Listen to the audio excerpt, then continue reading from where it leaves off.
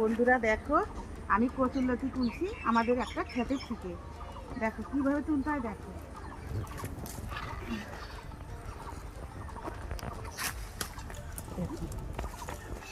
দেখো এটার এক নাম হচ্ছে, কেউ কেউ বলে এটাকে কচুর গাছের ডাঁটা। আমাদের এখানে বাঙালি খাবার তো, আমাদের এখানে বলে লতি। তো দেখবো এই লতিটা আমাদের আজকে মেনুতে থাকবে।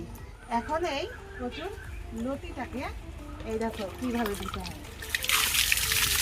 এই দেখো ভালো করে কচুলে দিতে হবে, কেননা মাটিতে হয়েছে তো, এটা তো তোমার ইচ্ছে হয় না, উঁচু জায়গাতে হয় না। তোমরা ভালো করেই জানো যে উঁচু জায়গা হয় না, এটা মাটির ভিতরে হয়।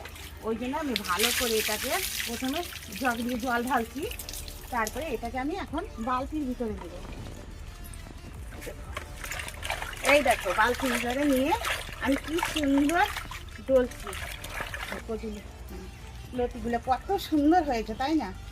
লতি দিয়ে, কচুর লতি দিয়ে, ছোট মাছ দিয়ে আমি মাছের চচ্চড়ি করবো। কচুর লতিটা হাতে নিলাম, নিয়ে এই যে আমি এটা ছাড়িয়ে দিলাম। এটা ছাড়িয়ে দিলে তাহলে তোমার অসুবিধা হবে না, এইভাবে ছাড়াবা। এইভাবে দেখো আবার একটা খোলসা আছে, দেখো এটাকে এইভাবে ছাড়িয়ে দিবা। তারপরে এইভাবে ছাড়িয়ে দিয়ে এটাকে এই যে এইভাবে সুন্দর করে ছোট ছোট করে, বেশি বড়ও করবো না বেশি ছোটও করবো না, ছোট ছোট করে আমি এই যে কেটে নেব। তাড়াতাড়ি এটা করে নিলাম। এইভাবে কচুর লতি দিয়ে ছোট মাছ কলা পাতাতে চচ্চড়ি করব। কচুর লতি নিয়েছি প্রথমে, তারপর নিয়েছি ছোট মাছ। মাছটা আমি এখন ঢেলে দিলাম, এটার মধ্যে আমি ঢেলে নিলাম। এখন আমি দেব আদা বাটা,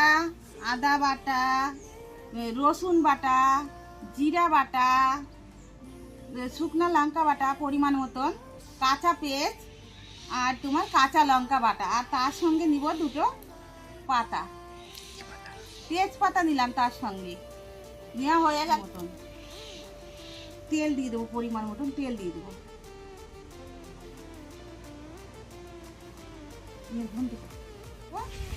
বেশিও দেবো না কমও দেবো না। তারপরে আমি দিয়ে দেবো নুন, দিয়ে দেবো পরিমাণ মতন, পরিমাণ যেন লাগে এরকম করে আমি এই যে মাখিয়ে নিচ্ছি। এত সুন্দর করে মাখিয়ে নিচ্ছি।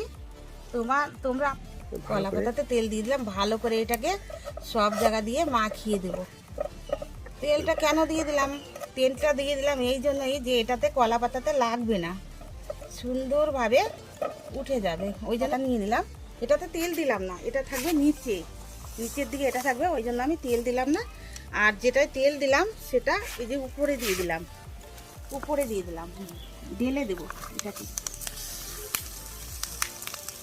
ঢেলে দিলাম। এখন আমি এটাকে এর উপরে আমি একটা কলা পাতা নিয়ে নিলাম, এটা দিয়ে আমি ঢাকা দিয়ে দিচ্ছি। কলা পাতাটা দিয়ে ঢাকা দিয়ে তারপর একটা ঢাকন দিয়ে ঢেকে রাখবো আধ ঘন্টা, এরকম আধ ঘন্টার মতন ঢেকে রাখবো এই ঢাকনটা দিয়ে।